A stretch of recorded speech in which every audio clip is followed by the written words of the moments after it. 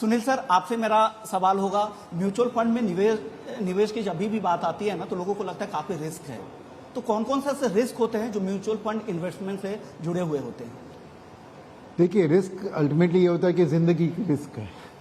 क्यों मैं बता रहा हूं कि हमें पता है कि पानी का बोतल लीजिए, बिस्लेरी का बोतल आपको यहाँ 10 रुपए में मिलता है, मगर राजस्थान के अंदर जोधपुर के बगैर में थार डेजर्ट में वही बोतल पानी के लिए आप 1000 रुपए देने के लिए तैयार होंगे, राइट। तो आपको पैसा मार्केट से बनता है ऐसे कि देश की जो प्रगति हो रही है उसका लाभ जो कंपनी जो स्टॉक मार्केट में शेयर बाजार में है उनके प्रॉफिट से होता है, बट उसके अलावा उसके लिए डिमांड कैसा होता है। जैसे पानी की बात कही मैं, तो जहां पे आपको डिमांड घटता है इस चीज के कारण, क्योंकि किसी निवेशक को दूसरा कोई अच्छा रास्ता दिखे तो पैसा उसमें डालता है, समझ लीजिए। तो हमारे मार्केट में रिस्क इसलिए आता है क्योंकि बाहर वाले जो होते हैं, FIS जिनका नाम दिया जाता है, उनके लिए कभी इंडिया अच्छा लगता है, कभी ब्राजील अच्छा लगता है, कभी चीन अच्छा लगता है।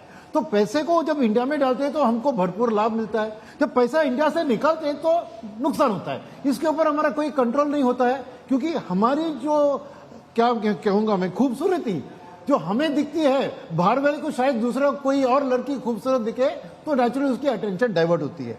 तो क्या फोकस करना है कि लॉन्ग टर्म में ये बात होती है कि अल्टीमेटली प्रगति इंडिया का जो लॉन्ग टर्म में एक हमारी डेमोग्राफिक डिविडेंड जो कहते हैं, जार्गन यूज कर रहा हूं सॉरी, यानी हमारी देश की जो पॉपुलेशन जो बढ़ती जा रही है ना, उसका एडवांटेज है कि हमारी वर्ल्ड की यंगेस्ट पॉपुलेशन है और शायद चीपेस्ट लेबर फोर्स। तो उसके कारण वर्ल्ड की जो प्रोडक्शन इंडिया में आने का बहुत बड़ा एक फ्यूचर भविष्य जो दिखता है, उसका लाभ आपको स्टॉक मार्केट से पा सकते हैं। मगर बीच में होता है कि तेल के दाम के बढ़ने के कारण इंडिया अच्छी नहीं दिख रही है उनके लिए, तो निकालते हैं तो डाउन होता है मार्केट। मगर लॉन्गर टर्म में अल्टीमेटली ये मैटर नहीं करती, क्योंकि लॉन्ग टर्म में सब इवन आउट हो जाता है। तो अल्टीमेटली आपको देश की प्रगति से जो स्टॉक मार्केट कंपनीज की जो अर्निंग्स बढ़ती है, आप जब म्यूचुअल फंड के थ्रू उन कंपनियों को खरीद रहे हैं तो मान लीजिए आप उनके ओनर बन रहे हैं। बिल्कुल। तो जैसे मैं कहूंगा कि अल्टीमेटली रिस्क आते हैं मार्केट के लिए डिमांड सप्लाई के कारण, कुछ और नहीं है। और ये डिमांड सप्लाई को कंट्रोल करने वाली अल्टीमेटली आपको इंडिया का ग्रोथ है।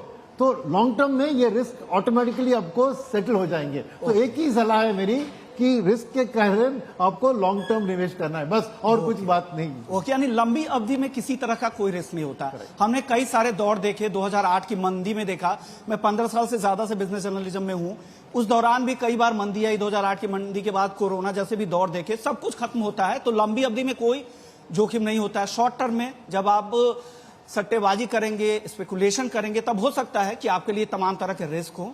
तो कोई भी रिस्क बाजार में लंबी अवधि में नहीं रहता। म्यूचुअल फंड का मकसद सिर्फ यही है कि जब आप पैसे लगाते हैं तो ऐसी कंपनीज में जहां पे आप खुद से नहीं लगा पाते हैं तो प्रोफेशनल हाथों में रहता है। इस वजह से आपको म्यूचुअल फंड के जरिए पैसे लगाने की सलाह है। और जैसा लक्ष्मी मैम कह रही थी कि अगर आपको म्यूचुअल फंड लगाने की कोई उम्र नहीं रहती है, अगर आप 18 साल से कम की उम्र है तो आप गार्जियन के जरिए फिर वहां पे लगाएं, एडवाइजर्स की मदद ले, डिस्ट्रीब्यूटर्स की मदद ले, फिर आप यहां पे शुरू कर सकते हैं।